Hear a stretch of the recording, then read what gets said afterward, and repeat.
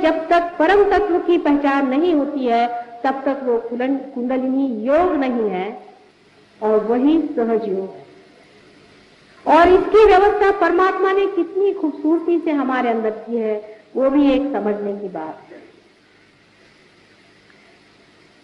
जब बच्चा मां के पेट में आता है तो जड़ तत्व से उसका सारा शरीर, मन, बुद्धि, चित्त, अहंकार सब वो बना देता है, लेकिन उसके अंदर जो प्रकाश आता है वो माथे के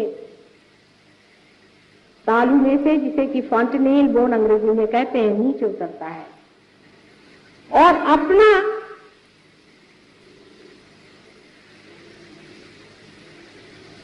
ब्रेन, मस्तिष्क, जिसका आकार त्रिकोणाकार एक प्रिज्म के जैसा है, उसमें से यही शक्ति गुजरते वक्त 3 हिस्सों में बट जाती है।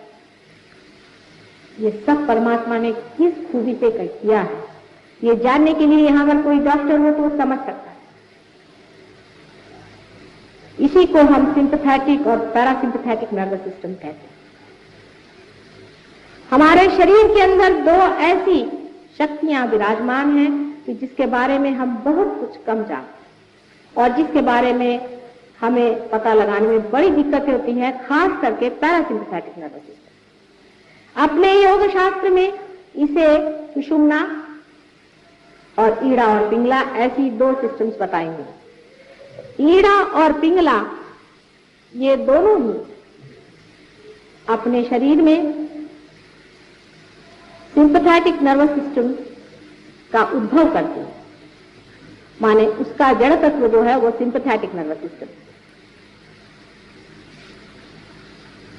अब ऐसा समझ लें कि परमात्मा ये पेट्रोल अपने सर में यहां से भर देते हैं और पेट्रोल भरते वक्त वो कुछ ऐसी घटना घटित होती है कि प्रिज्म के अंदर से गुजरने वाले उनके किरण आपस में इस तरह से आ करके और फिर मुड़ जाते हैं, जिसे डिफ्लेक्ट होना कहते हैं, और फिर नीचे जा करके उनकी ईड़ा और पिंगला ऐसी 2 नाड़ियां बनती हैं और जो बराबर बीचों बीच शिखर पे से बीचों बीच उतरने वाले किरण आपकी कुंडलिनी बन करके जो त्रिकोणाकार अस्थि अपने मज्जा तंतुओं के नीचे बना हुआ है उसमें वास करते। इसे एक बात तो जाहिर हो गई कि हमारी कुंडलिनी जो है वो ऐसी जगह बैठी हुई है जिसका संबंध सेक्स से कुछ नहीं। अब आप अगर किताबें पढ़ें तो कुंडलिनी शास्त्र पे आप सब जान जाइएगा कि ऐसा होता है, वैसा होता है, ये है, वो है। लेकिन कुंडलिनी को उठाने वाले जो बहुत कुछ मुझे भी मिले हैं और मैंने भी जाने हैं, वो सब सिंपैथेटिक पे आपको ले जाते हैं, सुषुम्ना में उठाते नहीं है। उसकी एक पहचान है, अगर आपके अंदर कोई डॉक्टर हो तो समझ लेगा इस बात को जो मैं कह रही हूं कि पैरासिम्पैथेटिक नर्वस सिस्टम सुषुम्ना नाड़ी है जो कि बीचों बीच है, और उसकी पहचान एक है कि जब कुंडलिनी उठती है तो आंख की पुतलियां बड़ी हो जानी चाहिए। ये तो साधारण बाहर की पहचान है। किसी भी डॉक्टर से आप पूछ लें कि जब पैरासिम्पैथेटिक नर्वस सिस्टम एक्टिवेट होती है तो पुतलियां डायलेट होनी चाहिए। और बाहर भी हम आपको दिखा सकते हैं अगर आपकी नजर खुली हुई हो तो, क्योंकि आज तो हर एक चीज का आपको कोई ना कोई प्रूफ ही देना पड़ता है, नहीं तो कुछ समझ में नहीं आती बात है। इसका भी एक प्रूफ है कि अगर आप हमारे किसी इसमें आए या आज ही आपको दिखा देंगे तो कुंडलिनी का स्पंदन भी आप देख सकते हैं कि सबसे पहले त्रिकोणाकार अस्थि पे जोरों में होता है। आप जानते हैं कि त्रिकोणाकार अस्थि पे कभी भी कोई स्पंदन होता नहीं, वो हम दिखा सकते हैं। आप अगर देखें कि त्रिकोणाकार अस्थि में स्पंदन होता है और धीरे धीरे स्पंदन ऊपर की ओर उठता है और उसके साथ साथ बीच बीच में किसी किसी जगह ज्यादा स्पंदित होता है, वही अपने केंद्र। यह आपको दिखाया जा सकता है और उसको आप देख सकते हैं, उसकी प्रचिति भी।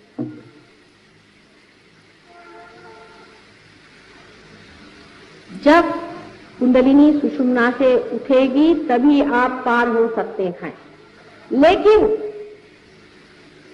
इसके लिए परमात्मा ने न जाने क्यों एक बड़ी जबरदस्त कंडीशन लगा दी। एक बड़ी भारी अटकल है, उसमें जो देना ही पड़ेगा वो ये है कि कुंडलिनी सुषुम्ना पे तभी आएगी जब परमात्मा का असीम प्रेम उस आदमी में उतर पड़ेगा। जब तक वो प्रेम मनुष्य में उतरेगा नहीं, कुंडलिनी उठने वाली नहीं है, चाहे आप कुछ करें। वो नाराज हो सकती है, गुस्सा हो सकती है, लेकिन कुंडलिनी कभी भी नहीं उठ सकती है जब तक वो असीम प्रेम सुषुम्ना के अंदर जगह बनी हुई है। खास इसकी जगह बनी हुई है हमारे नाभि चक्र और अनाहत चक्र के बीच में एक बड़ी सी जगह बनी है। जब तक उसके अंदर ये प्रेम उतरेगा नहीं, तब तक सुषुम्ना से ये प्रवाह उठने वाला नहीं। जैसे समझ लीजिए कि दो सीढ़ियां हैं और बीच में एक सीढ़ी है, उस सीढ़ी में और हम में कुछ अंतर है, गैप। इस अंतर को आप किसी भी तरह से लांघ नहीं पा रहे। उसमें कोई पुल नहीं है जिसको आप लांघ कर जाएं। और ये दो सीढ़ियां बराबर ईड़ा और पिंगला नीचे जमीन पर लगी हुई।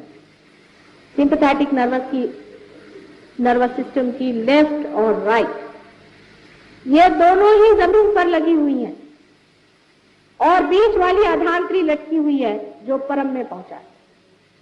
आप सिंपैथेटिक नर्वस सिस्टम की जो दोनों सीढ़ियां हैं, अगर कोई साइकोलॉजिस्ट हो तो मेरी बात समझ सकता है। वो एक जो लेफ्ट हैंड की तरफ में है, दाहिने ओर है, वो आपको पहुंचा देती है ईगो में, अपने अहंकार। और जो राइट हैंड साइड में है वो आपको पहुंचा देती है आपके सुपर ईगो में प्रति अहंकार। ये दोनों मिल करके हमारे माथे पे छा जाते हैं, जैसे कि कोई बलून ना हो उस तरह से ऊपर आ जाते हैं और आ करके इस जगह में जहां हमारा तालु होता है उस पर दोनों आ करके मिल जाते। कभी कभी तो ये पूरे सारे सर पे ही छा जाते हैं। कभी तो प्रति अहंकार जबरदस्त होता है और कभी अहंकार। जो भी ज्यादा जबरदस्त होता है वो हमारे दिमाग पे छाया हुआ और आ करके वो हमारे इस मार्ग को रोक देते हैं, बंद करते। अब जो पेट्रोल हमारे अंदर पैरासिम्पैथेटिक नर्वस सिस्टम से भरा गया था, कुंडलिनी से भरा गया था, वो उसका स्रोत बंद हो गया। अब हम अलग हो गए, अब हम सेल्फ हो गए। हमें लगा कि भाई हम कोई हैं। अब अहंकार शुरू हुआ, हम हैं। अब यही भागने का, अपने से भागने का कारण, क्योंकि हम जो हैं वो हमको हम जानते ही नहीं कि हम क्या। आप मेरी ओर इतना चित्त लगाकर सुन रहे हैं, मैं आपकी ओर अपना चित्त नहीं लगा सकता। मैं कहूं आप अपनी ओर चित्त लगाएं तो आप लगा ही नहीं सकते हैं, क्योंकि आप कट गए उस स्रोत से जो आप हैं।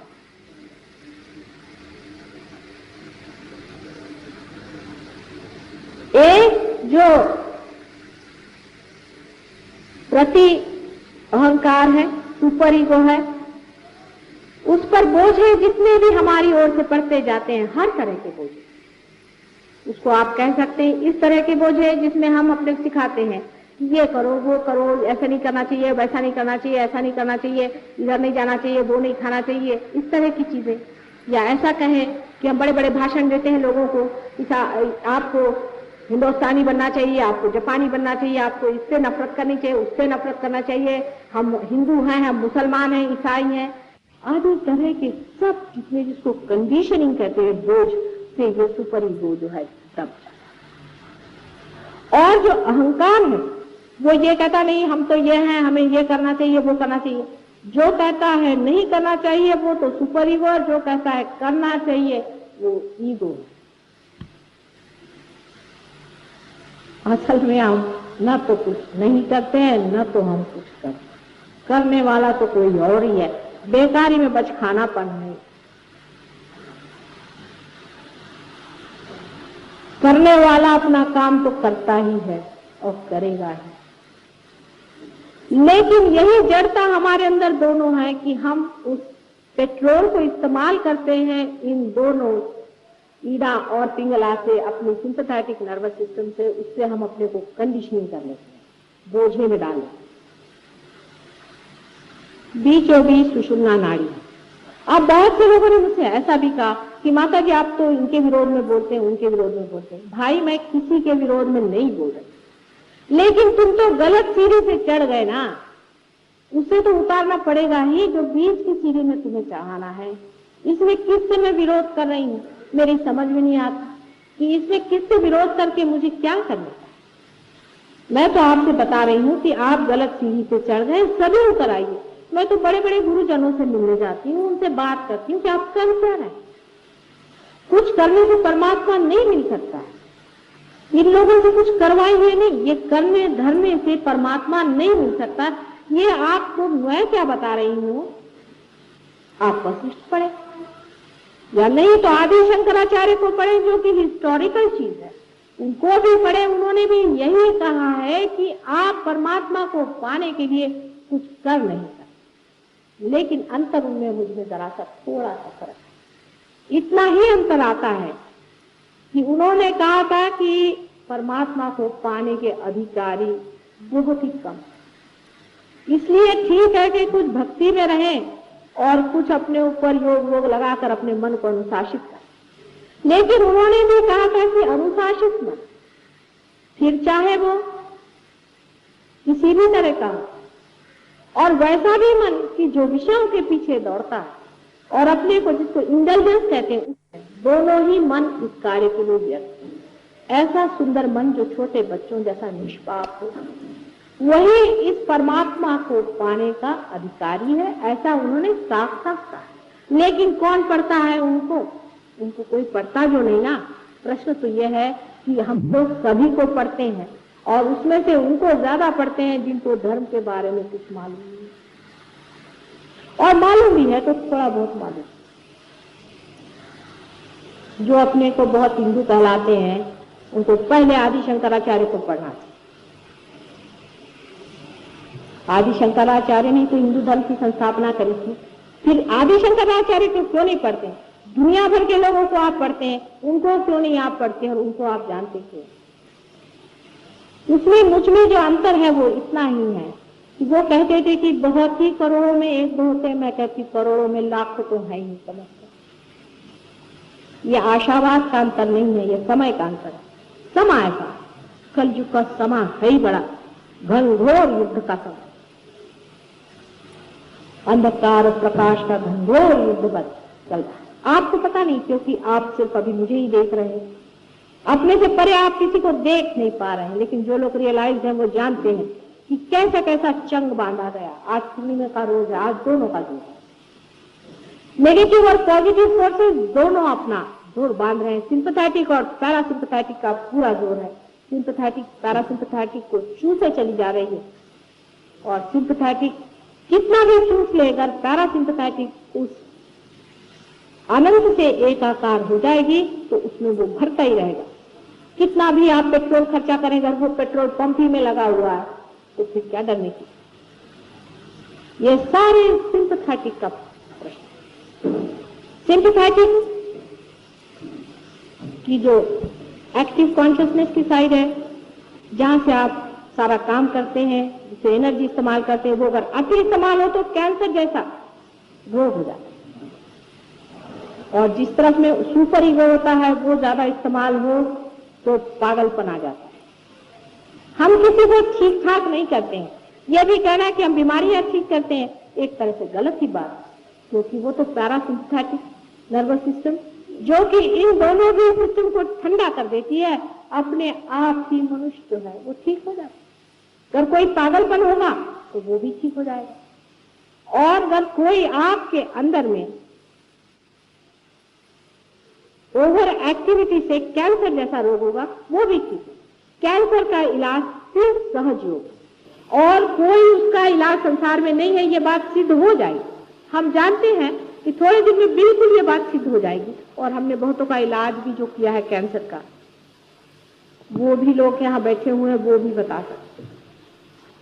तो भी एक बात पहले और शुरू से ही कह रही हूं कि चित्त हमारा कहाँ है। चित्त क्या उस कैंसर पे है जो इस शरीर को जर्जर किए हुए है, जो कि जड़ है। हमारा चित्त अगर चैतन्य पे है तो चैतन्य की बात सोचनी चाहिए। जब तक हम अपना चित्त चैतन्य की ओर नहीं रखेंगे तो जड़ भी हमें सताएगी। सारा काम चैतन्य का, जड़ता का कोई काम ही नहीं। हमको इतनी आदत जड़ता की हो गई है, इतनी आदत जड़ता की हो गई है कि मनुष्य छोटी छोटी जड़ बातों से फिसल जाता है, छोटी छोटी जड़ बातें। सभी सहजियों से विनती है, हमारे इस चैनल को सब्सक्राइब करके सहज को फैलाने में हमारी मदद करें। जय श्री माता जी।